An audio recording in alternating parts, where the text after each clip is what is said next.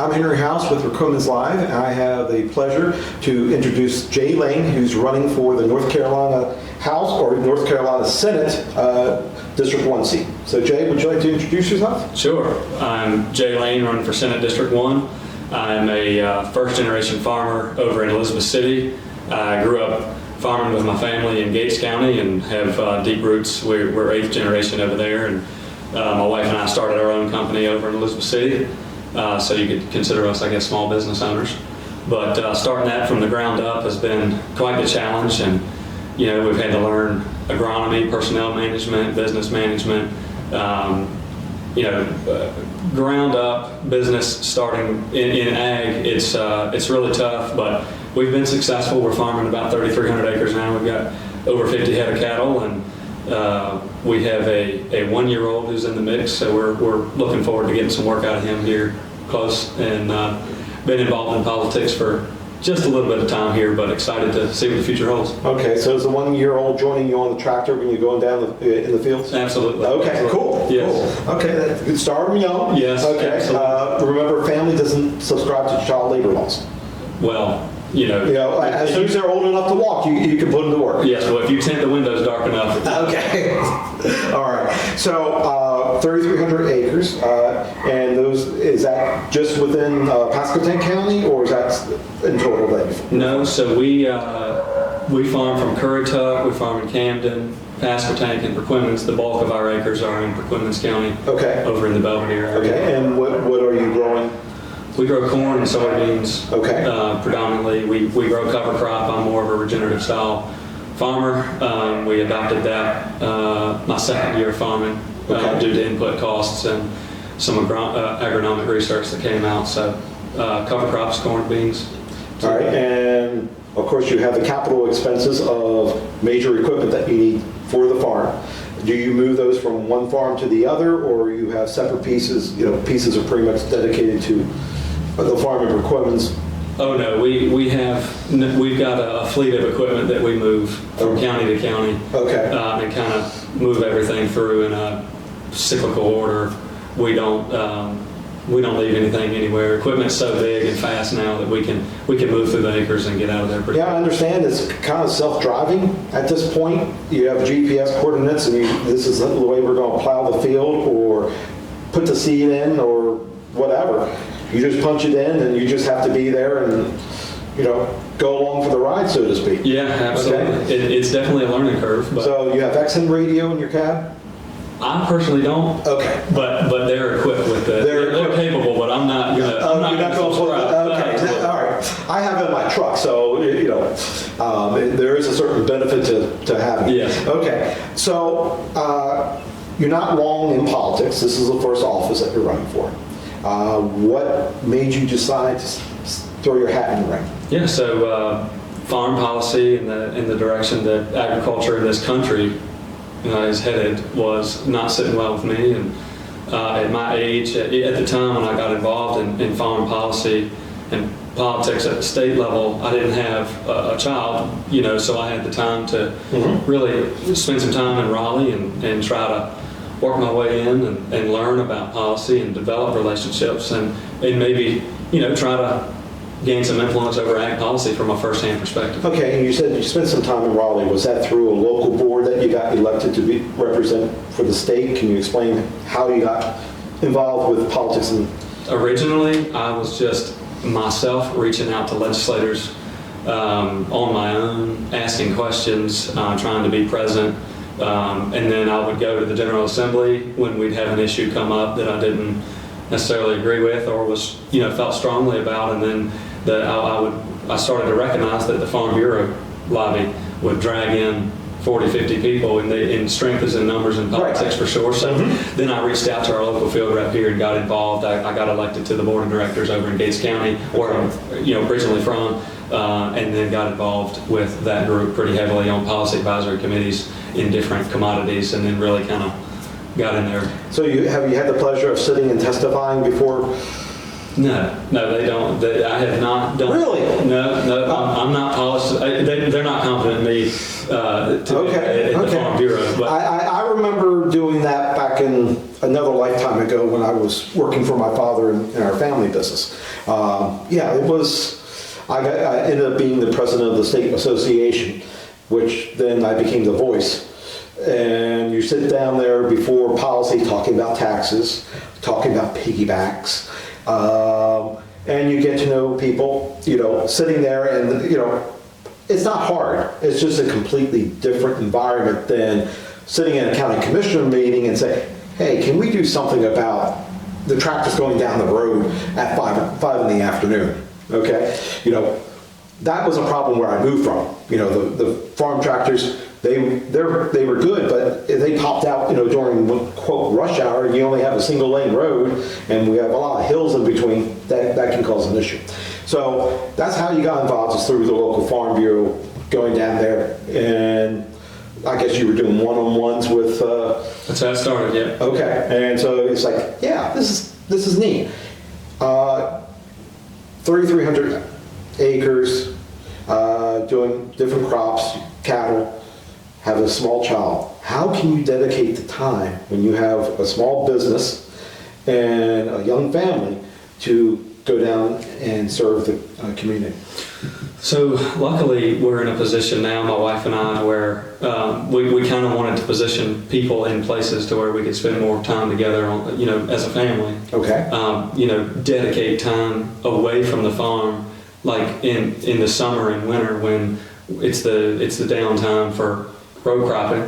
We wanted to kind of, take a step back and enjoy ourselves, because we've been working together. I met her when I was 14. We started dating, and a couple years after that, we started working together since high school. And we haven't had time to be kids together, and I want to position our people to where we can dedicate that time.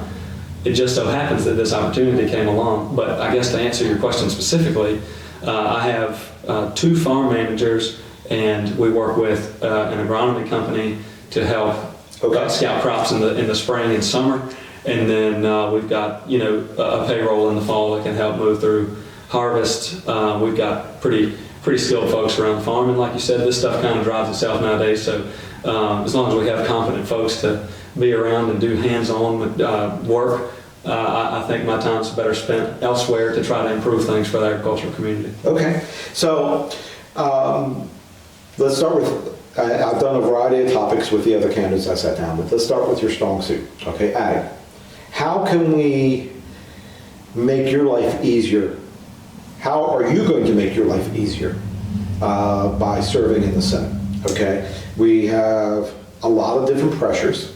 You're restricted to what seed you can really put out in the field because of the way the companies, we have 4 or 5 companies actually produce? 2, okay. It's very consolidated. All right, so everything keeps getting consolidated down, so you have limited choice there. They set the market price on what you're paying for seed. You have no control over what the diesel cost is, depending on what happens in the world, blah, blah, blah. So you also have labor, and your labor, I would imagine in the last several years, has become a smaller pool because of the press down on immigration. So I want you to talk a little bit how you would address or hope to address, working at a state level, immigration crises for the farmers, for the other jobs that require physical hands-on work, that we don't have enough population around here to effectively farm 3,300 acres with people available to go out there and do it. Mm-hmm. You need outside labor. Mm-hmm. So if you want to talk a little bit on that. Yeah, so one of the things that I would like to look into in the Senate for, broadly speaking, farmers, mm-hmm. is a higher standard deduction instead of a specifically itemized deduction as far as the tax code goes. Okay. So if we could make it easier so we're not having to hire tax professionals just to make it through a crop season, because we're in one of the only industries where the goal is just to break even. So we eliminate certain expenses, right, and try to make it where we don't need attorneys and tax professionals to help us out with the tax code. So try to simplify that, and I think any business would get in line to take advantage of that as well. I think it would really drive business, especially in agriculture. And And then, ag tax exemptions are specific and things of that nature. But to the labor market, I'll speak to that. In North Carolina, we are an extremely diverse agricultural state from east to west.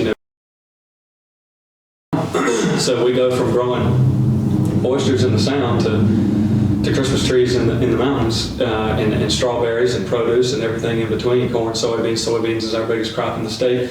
Extremely diverse, and it requires different equipment, labor, and everything in between. Labor being one of the major expenses, and it's a very technical program to get into the labor market, especially when farmers can't really compete in an open market as far as labor rates and benefits and all that, because like I said, margins are razor thin. So, but in terms of labor supply, the H-2A rules are more friendly right now. They were able to lower rates, so that helps.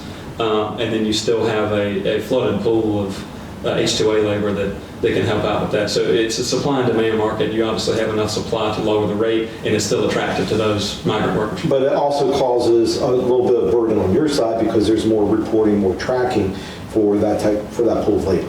It is, but at the end of the day, expenditures are what matters and keeps things moving. And if those are lower, then I think we can settle for, pushing a little more paperwork as long as it's cheaper, and these guys are still willing to come help out and work and to get the crops in and out of the field effectively. Okay, so pressure environmental-wise on the farmers. We talked a little bit before we started up about how the things have changed over the last 25, 50 years. You're not going to over-fertilize the field because you're checking what the chemistry is on that field before you put anything down, I assume. And in the plant. And in the plant. So as you're going to do it, you're trying to limit the runoff, which I think in turn improves what our water tables are, with the quality of water that we have. So how much has that changed from when you were a child working on your father's farm to today, and how you manage a farm? Yeah, so specifically soil testing has improved immensely in the last 10 years. We've had different methods, and NC State has adapted different tests as well, to where our extension officers are sending in soil tests, and you can exclude different parameters and really hone in on what you're doing. And it's not an acre by acre thing. It's you could tailor it to topography or runoff potential or proximity to waterways or any of this, and really curtail your nutrient management to that. And I don't know if it's from environmental regulations or just the outright cost of fertility and herbicide at this point that drove this, but we are very, very precise in what we apply in terms of lime, fertilizer, chemicals. Even seed population we've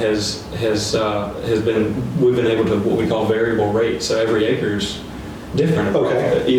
And we've been able to maximize not only efficacy of fertility, but cost. Okay. Due to the science behind large-scale agriculture. All right. So that gets into talking about our waterways. Okay. You knew I was headed there. And we talked about algae bloom. And I personally, I'm not a scientist. Okay. I make bread for a living now. I don't feel that the farms are contributing as much to our issues in the waterways than what we did maybe 50 years ago.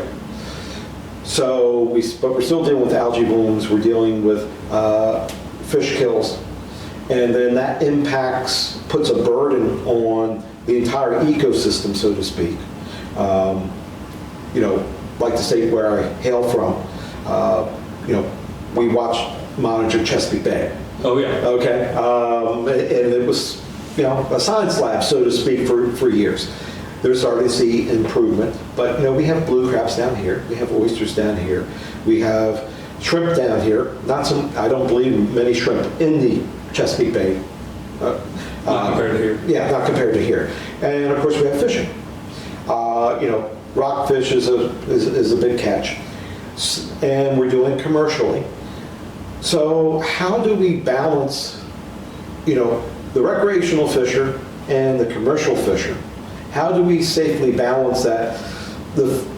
because the commercial fishery is a huge economic impact on our state.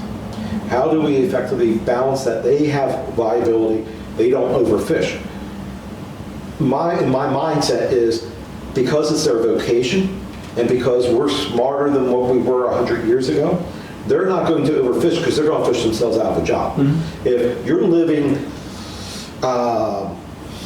in Wanchese, for instance, you're not going to overfish there so that that you don't have anything and then have to pick up and move down to South Carolina, because this is your home.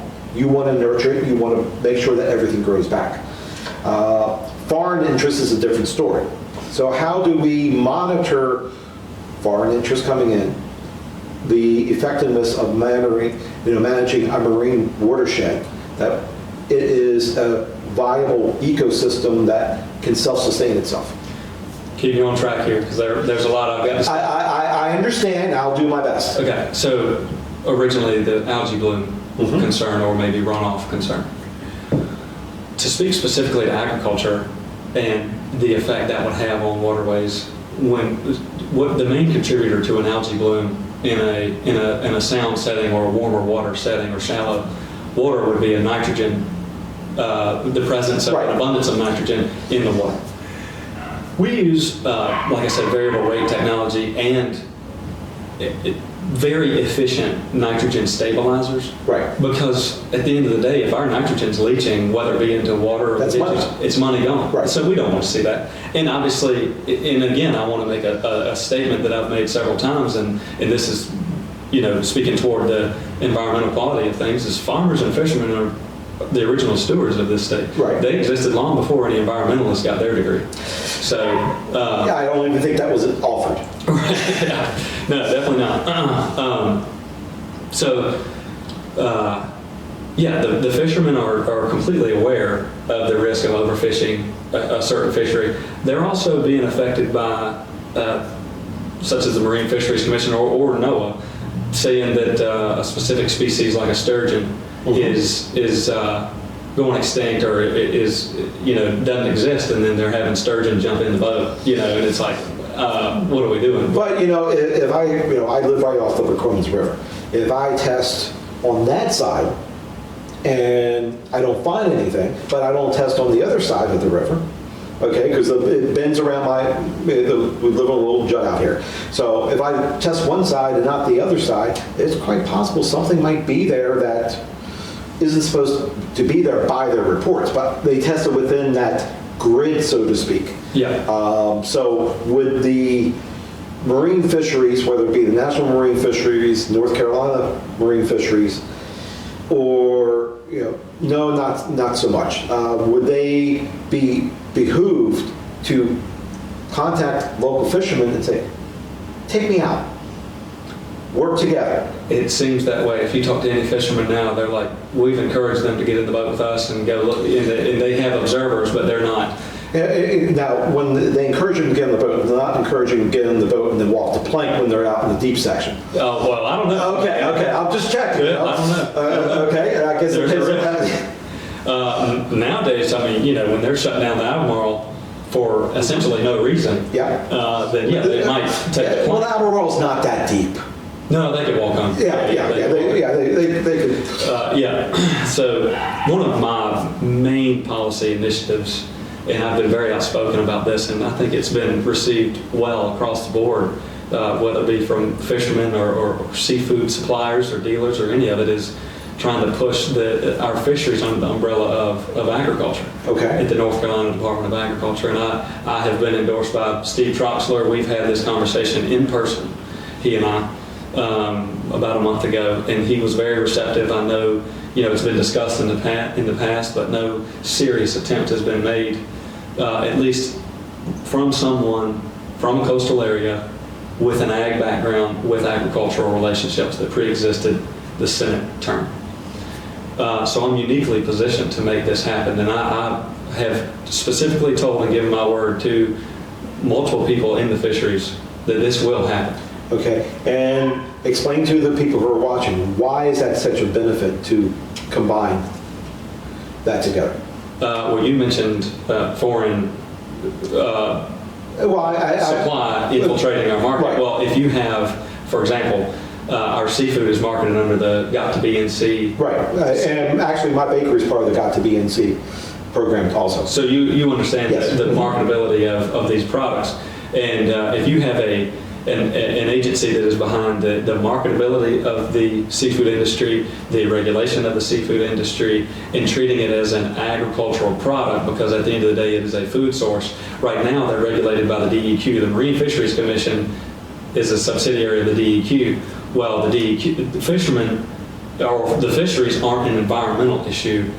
They are an agricultural industry. Mm-hmm. That is where I stand on that. And the only reason I came to this conclusion was not only because the Marine Fisheries Commission is off base with their proclamations, and they have extreme proclamation authority, but the fishermen themselves and the people who own seafood buying stations or shrimp buying stations, any of it, or their distributors, they have all suggested that to me and said this would be, in our wildest dreams, we would be under the agricultural umbrella for a multitude of reasons, not only marketability, but also safety net purposes, along the same lines of agriculture. And one of the main ones is this past summer with the shrimp provision was the lack of a strong lobby on behalf of the shrimping industry. Right, you have and again, like I said in the beginning of this, strength is in numbers in politics, especially at the state level. And if you have the fisheries under the ag umbrella, not only do you have the North Carolina Department of Ag lobbying for you in Raleigh, you would also have the North Carolina Farm Bureau lobby, and these are in the top 10 lobbies in the state. Okay. Behind real estate and health insurance, there sits Farm Bureau. And then you have a commercial fishing policy committee within the Farm Bureau because of the ag affiliation. You could really have some weight being pulled along by these groups to help fishermen, not only lobby when these issues come up, but maybe protect the industry from these issues ever coming along in the first place. Okay, and how does that address foreign nations coming in and scooping up our shrimp? Well, that's the same way it would be like saying, why are we importing corn and soybeans? We have this apparatus here to protect our homegrown products. Same with the fisheries. Okay. And it might not, let's say we have a short season in shrimp inshore, we have a short season in blue crab or flounder or any of it. It might come from up and down the East Coast, but at least it's American, and we can have some sort of standard to where we're not relying on the absolute nuclear option, which is foreign imports. And, I was talking with someone earlier running for a different office, federal office, and their suggestion was, we need to crack down on the ports, because if a boat sails into Wilmington and the order is rejected and then goes up to Norfolk to get unloaded, it's now treated as a Wilmington to Norfolk, not an international shipment. So you need to change how we're handling things at the dockage so that if it's not touched or it was rejected, it needs to be flagged in the system so they can't hop from one port to another and then flood the market with substandard items. Right. There's catfish, okay? We're not a big catfish state, but they sell fish by the breed of swai, S-W-A-I. And it tastes like catfish, similar. It's not even related to catfish, but it also comes from Asia, and it's being sold. It's written on someone's menu, catfish with bracket and the name. I question products coming from overseas because there's not the same oversight. Through my culinary training, we toured the National Marine Fisheries and went through the inspection process, all the steps and levels as the stuff's coming off the boat and how it was inspected. It was absolutely incredible. So there's some level of inspection that would behoove us to do. So we've touched on ag, we've touched on marine fisheries. Anything we're missing in those categories? One thing I'll say is hearing from fishermen here in North Carolina is we need to broaden up the commercial tuna season, where we are importing quite a bit of tuna and we have a great fishery off our shores. So I just want to say that. I maybe look into that a little bit. Okay, all right. You're the one listening to people. Okay, Yes, I should. you're going out there and you're listening. Yes, sir. I'm just sitting in my house and I'm asking silly questions. So, moving on, let's talk about jobs and the economy that we have in northeastern North Carolina. The challenge that we have is, when we talk, how significant the marine fisheries is, how significant ag is, which is, we start to consider the money being brought into this part of the state, you got to be pushing north of 50% with those two segments of the economy. What can we do for those who are looking for jobs, who want to seek out a job, get a job?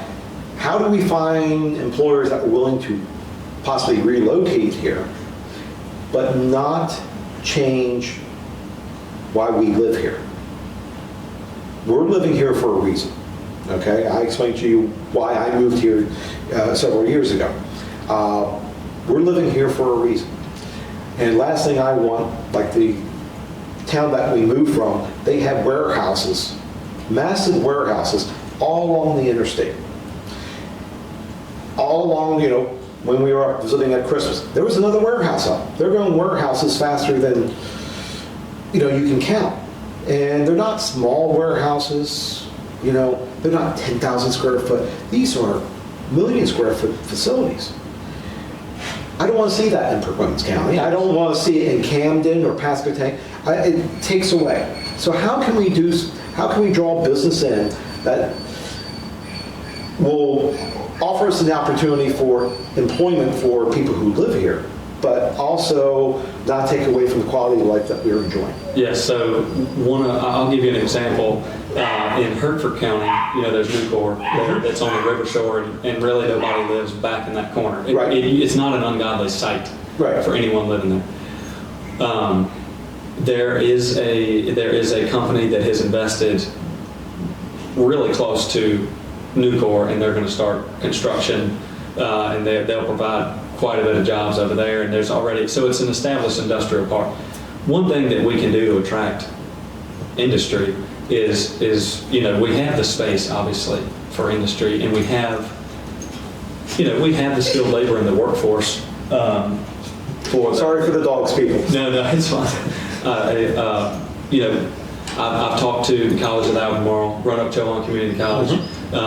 We need to focus more on workforce development and then give these students or graduates or existing professionals a reason to stay here instead of traveling across to Virginia, which is where a lot of them end up.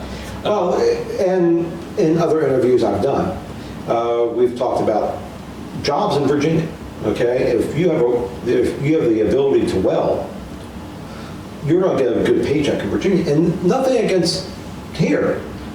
You may want to make that commute, but you have to have the ability to learn how to do that.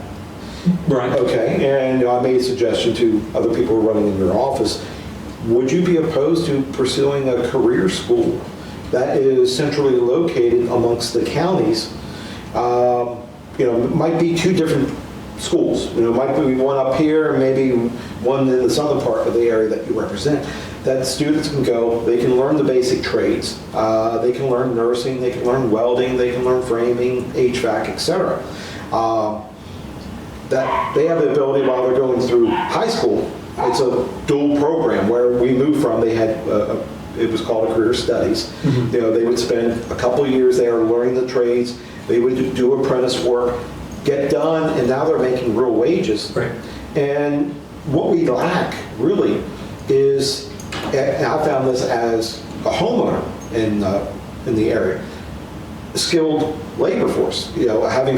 Being able to have more than one or two electricians to call, or two or three plumbers to call, or maybe somebody is handy, but they're not licensed, and it's a simple job. But do you want to risk that? How can we grow that? Because those are very viable, sustainable jobs that pay well and do not require a 4-year degree from a college. Right. So, and back to my example in Hertford County, that's if you look at our Senate district from Dare to Northampton, which is the largest in the state. But, Right. but Hertford County, you've got employees going to Nucor from Perquimans, Gates, Hertford, Bertie, or Perquimans counties. Instead of traveling to Virginia, you have this large employer there. And then if you can line up a neighbor to that, and then, include apprenticeship programs alongside the workforce development that's taking place at Right. the COA or Roanoke Chowan, it could really make an impact for our young workforce here in Northeast North Carolina without having a warehouse that's probably going to end up vacant, popping up in downtown. It's Right. So, You're just starting your childbearing years. Several of the other candidates who've sat down with me, they are looking at grandkids. I'm looking at grandkids now. I have one that's second year of college, and I have another one who just had her first birthday. So, it's pretty diverse on my side, but they don't live here. And, some of the candidates who grew up around this area and their kids grew up, some of them don't come back. mhm. So there has to be a reason. What's here for them? How can they support a family? How do we make them the next generation to grow Perquimans County or Gates County or whatever? So there has to be jobs, there has to be justification. Because if they go off for a 4-year degree, it's hard for them to justify that college debt coming back into our community at this point if we don't have more opportunities for them. Well, it is, but what age were you when you moved here? 5 years younger than I am today. I'm assuming. I was in my 50s. So, but the cost of living drove you here, I'm assuming. No, my wife fell in love with the house. Okay. Seriously, I would send her pictures of houses that I thought would be neat and whatever, and she says, "Oh, I love the house." She fell in love with the house, and I didn't expect it to materialize. I waited a couple weeks. "You still like the house?" "Yeah, I like the house."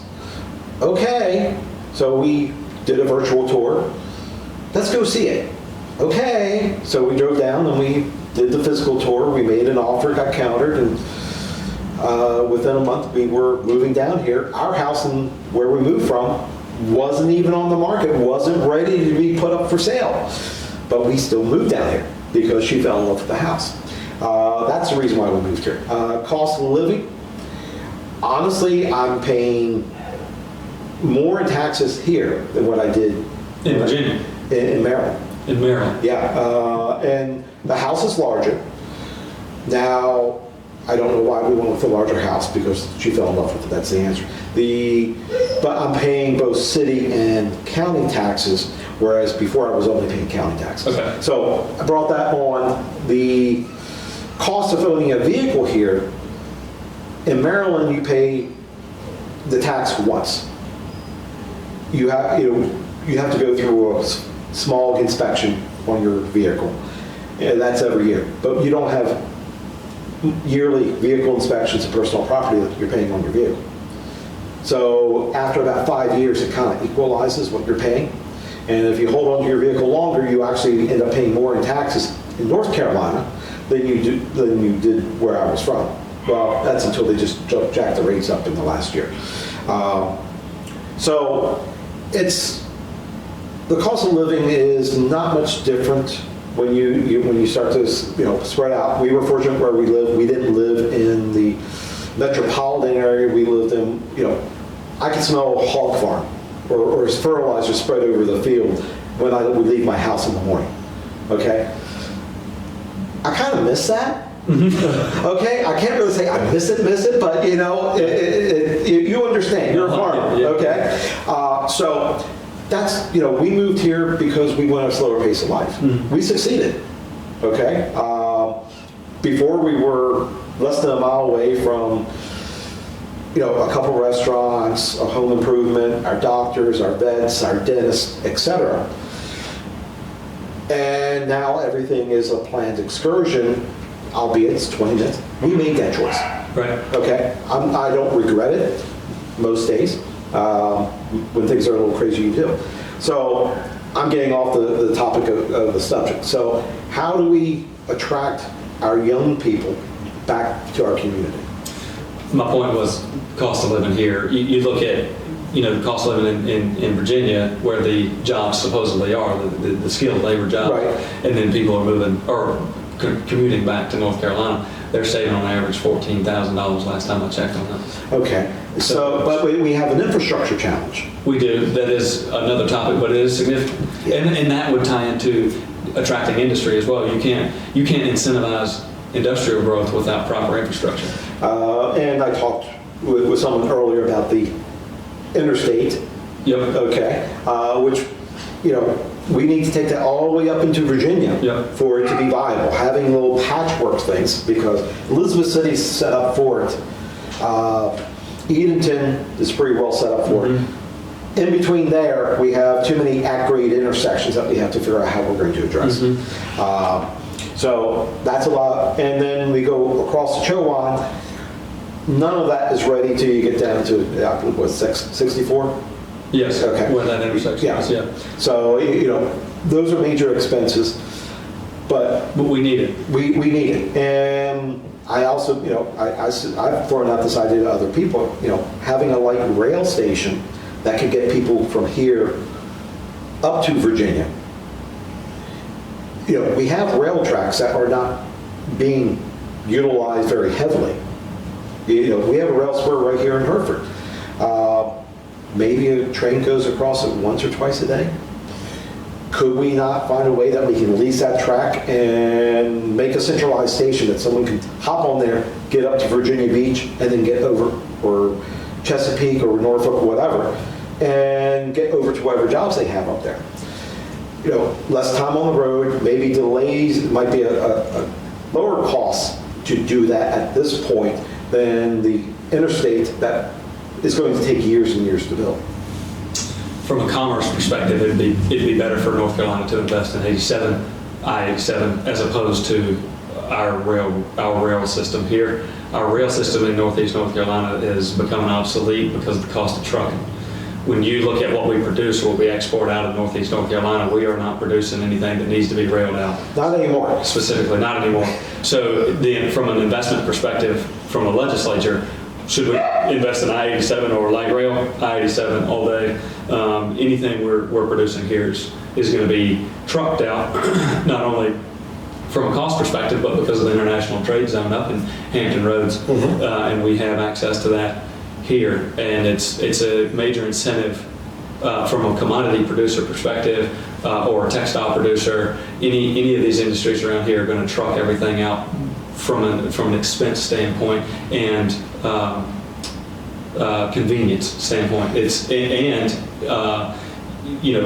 a foreign trade zone in place, Hampton Roads being what it is, right. I-87 coming online, does that increase capacity for more CDL jobs, things of that nature to help move products in and out of the region, and then with the investment in the roadways, I think a commute would be more feasible than an actual railroad that Lord knows who would invest or who would spend money on, as opposed to driving around. So, well, I'm spitballing. Yeah, it's spitballing and see right. what you have to say about it. No, because I've sat in DC traffic, right. Boston traffic, New York City traffic, Baltimore traffic, once or twice in LA. It's not a pleasant thing, and if you do it on a daily basis, that would definitely make you go a little silly by doing it. But Hampton Roads is very got a complex road system. I've had a couple, but I go up there every week. Yeah, and it's sprawled. So where would this railroad lead to? I think I'm a big proponent of investing in I-87 and getting that done, and a huge fan of the international trade zone in Northeast North Carolina. Well, the reason because we have pre-existing tracks, so the infrastructure, some of the infrastructure is down. Some of it, yeah. Okay, Yeah. It's just a matter of determining where the drop-off point is and where the pickup point is, and does it work? So moving forward, infrastructure for towns. Elizabeth City has crumbling underneath their streets. Hereford is going through a major upgrade right now. I dubbed the term trench warfare because we dig up the street, we replace a section, we cover it back up with gravel, and we're waiting for it to settle to move forward. So, anyway, all the towns, incorporated towns that have systems in place, they're facing the same dilemma. And so that's a major cost to do those. How can we make it feasible to defer, not defer, because we kicked the can down the road far too many times. Yeah. How can we make it feasible to have upgrade the sewer plants, deal with stormwater running into the sewer line that increases the cost of processing our waste? How can we make that more viable for towns to manage? Right. So the manager is going to look at a budget, and if we had steady, reliable funding from the legislature, I think that would put them in a better position as opposed to a fluctuating funding system that's in place now, to where you can't build out a budget annually and expect this set amount of funding. And when you look at a funding structure on an expansion basis or per capita basis, obviously Elizabeth City would have a priority over a East Lake, Okay. for instance. But Elizabeth City's infrastructure is failing. Their backs are up against the wall, and they don't have a full-time grant writer either. I mean, they're rural enough, just Right. like Hertford and Gatesville, and they've got a water issue as well. These small rural areas don't have a full-time grant writer like the more urban areas do to capture some of that grant money.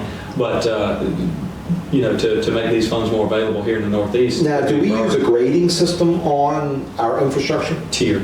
A tier system, Yeah. okay. Where we moved from, we had a grading system for our roads, et cetera. So a tiered system.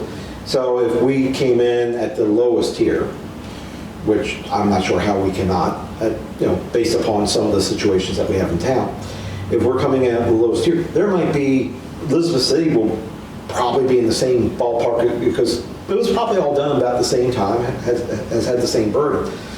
But if you have a whole bunch, how do you sort the priority? How do you say, well, this time we're going to give money to Elizabeth City, and in 3 years we're going to come back down to Hertford? Because there's only so much money available. Yeah, well, there is. I mean, there's a finite amount, but you would look at expansion rate, I would assume, and build out projections based on that. Now, impact fees. You're familiar with what they are? Oh yeah. Okay. They make the cost of entry for new structures sometimes significant. But if you have a major business coming to the community, a lot of times those get waived, so you can get the major business in the community, which kind of eliminates the purpose of why we have an impact fee to begin with. A new housing development that's going to put in 500 houses, should they be exposed to an impact fee because they're going to put a burden upon the water treatment system? They're going to put a burden possibly on the school system. Should we have different, if they come in, they're promoting, oh, well, we're going to be a seniors 50-plus neighborhood. So, we'll exclude them from the school tax just so we can get them to bring the senior neighborhood in. All of a sudden, their business plan changes.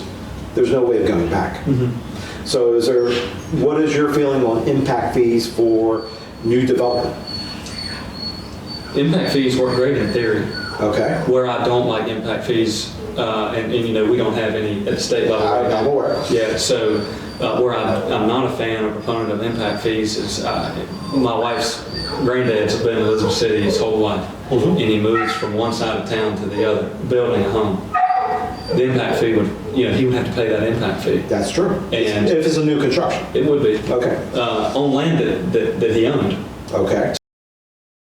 My wife's granddad is a very specific example. Okay, and that's fine. Yeah, but where I would see an impact fee taking place is in a town like Elizabeth City that is growing rapidly. Mm-hmm. And I'm not a fan of impact fees. Obviously, and then let me say this too, I've been in these town council meetings where they're looking at a new apartment complex, like they're redoing the Cotton Gin over right. in Elizabeth City. There's so many units coming online. Well, the city didn't sign off on permit until they ran projections on what the sewer system could handle, water lines, all the things. they can run them. They have their own model. They can run that, and they're not going to issue the permit without it. And I don't know that an impact fee alone would compensate for the load on or replacement of existing infrastructure. I think we need state level funding that would be allocated directly to that, albeit through a grant or what have you. I think it needs to be specific to that, and we need to leave impact fees out of it, regardless of the property that's being built. Okay, fair enough. Schools. There's a new neighborhood coming into Perquimans County. We're talking several hundred houses. Going to have young families in. Going to be affordable for those young professional families. But their kids have to go to school. How do you absorb? I mean, there's only so many classrooms available in Perquimans County right now. Gates County has a different situation right now, as I was informed. They have classrooms that aren't occupied. Mm-hmm. Here, we're building a new school with the plans for growth, but it's not online. It will be shortly. But you still have the burden of how much can you readily absorb if you have, 300 families move into your area. That's another potential 600 kids going into school that you didn't have a couple of years ago. Yeah. So there's a lot of components to that. And these are things that need to be considered by municipalities before, again, a permit is issued or what have you. And clearly, from an access or from a school building perspective, this isn't a one-size-fits-all thing from the legislature that right. We can sign in law. But because, like you said, Gates County is a lot different. They're in a different situation at the moment. Yeah. And things change. And things change. I hope for them that but they have a housing crunch. Mm-hmm. So to me, that says that they're having a housing crunch and they have empty schools. Their populace is a little bit more mature than where we're at here in Perquimans County. Then you think about, well, if you're out in Raleigh or Winston-Salem or whatever, Charlotte, they seem to be able to always get the first serving off the plate. Mm-hmm. And then, we're kind of like, please, sir, can we have some more?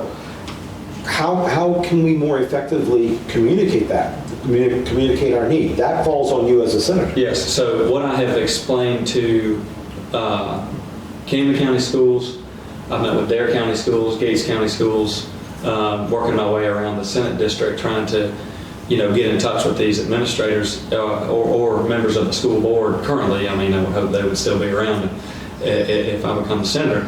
But is to create a direct line of communication and say, all right, what do we need here? Is it an increase in funding? Do we need a new school? I need on the ground in industry perspective, not only in schools, but specifically to this, from an administration or school teacher perspective, not only through a curriculum standpoint, but just a rooftop standpoint. Mm-hmm. or infrastructure need. And then where I come in as a senator or a Senate candidate is I currently have the relationships in the Senate to, when I step foot into that General Assembly, I will immediately be able to sit in the appropriations meetings and steer funding back to the Northeast. From just purely based on a influence perspective. So, what committees, if you're successful in your campaign, what committees would you want to be put onto? Agriculture. Agriculture? Yeah. Well, that's kind of that's obvious. So agriculture and appropriations. The budget means a lot to me, and it's kind of frustrating to see what's going on in Raleigh right now with that. Appropriations would be a big deal for me, and then we'd see where I fall. I mean, I know a lot of the guys in leadership right now. Most of them have endorsed me, and we talk on a regular basis. I'm not saying I would, try to force my way into any leadership role immediately. I'd kind of see where the chips fall and where I'm needed most, and where this district needs me most, and get in where I need to get in, right. So that I can be the most effective senator as quickly as possible. Obviously, freshman members of the General Assembly, are at the back of the line, but with the work I've already done in the ag space in the General Assembly, I have the existing relationships to work my way through there pretty quickly. And it sounds like one of the dogs is starting to get a little whiny. I hear you. I apologize. So, in a perfect world, everything goes well. Okay, you're doing the commute back and forth. What would you consider a first successful term as a senator? How would you quantify? I did the job I needed to do for my constituents. Honestly? Yes. No, make something up. You're a politician now. You got to. Oh, I can make stuff. Yeah. No, honestly, and this is an answer that has just come to me because when you ask that, I think about all of the people in different industries and different livelihoods that I've talked to and that I would have never spoken to outside of running for office. And if I can travel home from Raleigh and do what I feel necessary in Raleigh effectively and come home, and regardless of age, profession, lifestyle, any of it, if I can be well received at home from anyone, I'll feel like I've done my job. If I can, just be there for people and be accessible all the time, do my best to be as accessible as possible, and just come home and be received well, close to where I live, or from the eastern end of the district or the western end of the district. Okay. I feel like it would be a success. Obviously, I don't know. I've spent a lot of time at the General Assembly. I've been involved in ag policy for a while now. But no one knows what it's really like until you get there and the pressures around you. And I'm never going to act like I know exactly what it's like or how I would respond to any of it. But I'm a good judge of the situation that I'm in. I've always been that way. We've been successful in business, and I'm really proud of that and proud of where I am in my life. And if I can just take that good judgment and solid core beliefs and foundation from a small town in rural Northeast North Carolina and make an impact in Raleigh and then come home to smiling faces, I'll feel like it was a successful 2 years. Fair enough. So we cover everything. I don't think we touched on healthcare. Healthcare is, I think we can probably spend 2 or 3 minutes talking on that, probably be more than that, but healthcare. Options when you live in a rural community are a challenge. You live around Elizabeth City, so you have one network. I live halfway in between Elizabeth City and Edenton. I have a choice of A or B. Selection of doctors, that has all been consolidated. The cost of healthcare has gone through the roof as the consolidation, and we now have mega companies overseeing our. How do we make healthcare affordable for the average person and available? Key is available to the average person, because I'll call, my wife just was at the doctor for something, and we can, I think it's 4 weeks before she can get in and see a specialist. It used to be, let me call and we'll get you in. That means we don't have enough doctors, so to speak, in the area, and we're too far away from major hospitals, whether it be down in Greenville or going up to Virginia Beach, the Hampton Roads area, where the parent company of the ones that run our local hospitals are. How do we make healthcare accessible and affordable for the average citizen? Consolidation is eerily similar to the ag industry, isn't it? Yeah, it is. Well, our business was part of consolidation in the industry we were in. We were a very successful and profitable business. And then industry consolidation came in. Well, it makes sense. You don't have the office administration, because all of a sudden it's all done at one place. Right. It's more profitable. You throw more onto your trucks, because instead of going out with 500 cases, you're going out with 700 cases. And the math makes sense if you're in it for the money. Right. When you put your physicians on a stopwatch and say, okay, you have 7 minutes to see that patient and you need to go on to the next one. And then they're spending time off the clock after you leave, which we don't see, okay? They spend hours getting their notes updated so that they can be in the system and they can get reimbursed. How can we fix that? And I know it's a bigger issue than just North Carolina. Sure. But it's, you know, it's also on the federal, but it really has snowballed really since about the affordable health care plan went into effect, which had proved to me that it's neither affordable or really about health, because my premiums doubled at that point and my access got cut in half. So we're now staring there, premiums are high, access to services, gatekeepers, you can get in a couple days, but anything, you know, I had an issue and they said, well, we're going to refer you to the hospital, otherwise you're going to be waiting a month before you can get in and get those tests done. At the same hospital.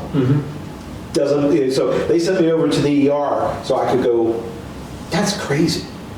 That really is crazy. How can we make it affordable? Yeah, it will blow your mind going to these facilities and trying to get anything done from a consumer perspective. So in the healthcare industry, the bloat is in administration.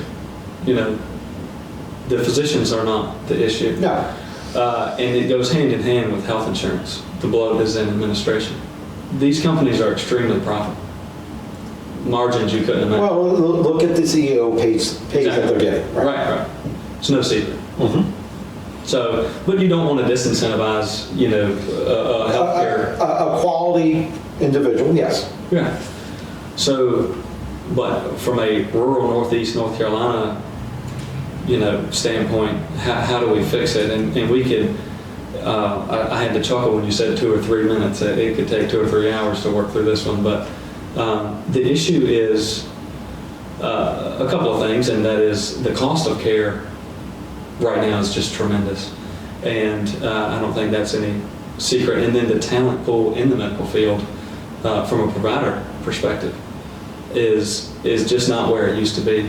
There's no real incentive anymore to get into the healthcare industry, you know, from a financial perspective or just a workload perspective. You can, you know, folks my age all day long, that you take the top of the class out of any class and they're going to go work in real estate or finance because that's where the money is.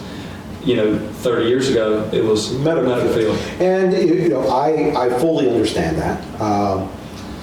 We don't have the independent practitioners anymore.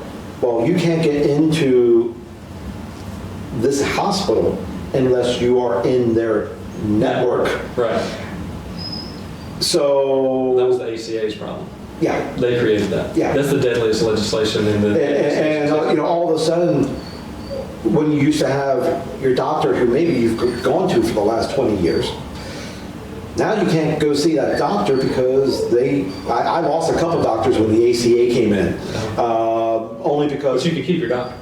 Well, that's how they sold it. Not if they retire. Yeah. And I mean, they were top of their field in our community. And, you know, I went to see him for a checkup, and he says, "This is your last time seeing me." I said, "Are you retiring?" He goes, "Yes." I said, "You're not old enough to retire." He says, "I'm not dealing with the hoops. I'm not going to be dictated by a hospital administration how I'm going to run my business," because it was a business to him. Okay, he understood about numbers, turning over, getting all the paperwork done, etc. But it was a business to him. It was, you know, when you called in, you talked to the office manager. I called someone down, the person down here who was supposed to call. We kept getting passed on to him. And yeah, I talked to the doctor. I said, "You know, if I call in and I need a prescription, it's not because I just wanted to talk to somebody. I need a prescription refill." "Well, we're really overwhelmed." But your job is to be responsive. Right. I've moved on from that doctor, by the way. But anyway, so ACA is the culprit. What can North Carolina do to address some of the ACA nightmare, quagmire, or is that just something that we got to push on to the people who are running for federal office? Yeah, well, I mean, repealing it at the federal level would definitely speed things up, and I think they're working toward that right now, actually. So you would love to see that, and then it would trickle down here to North Carolina. We would adjust things and keep it rolling. The cost of care right now is just outrageous, and if we can tackle that, I think it would really make a difference. So looking into the outright cost of operating these facilities and make it. Well, figure the equipment that they have in those facilities, they're more expensive than you buying a new piece of farm equipment. Okay, and they have to turn the numbers over to justify that. We have a brand new hospital in Elizabeth City.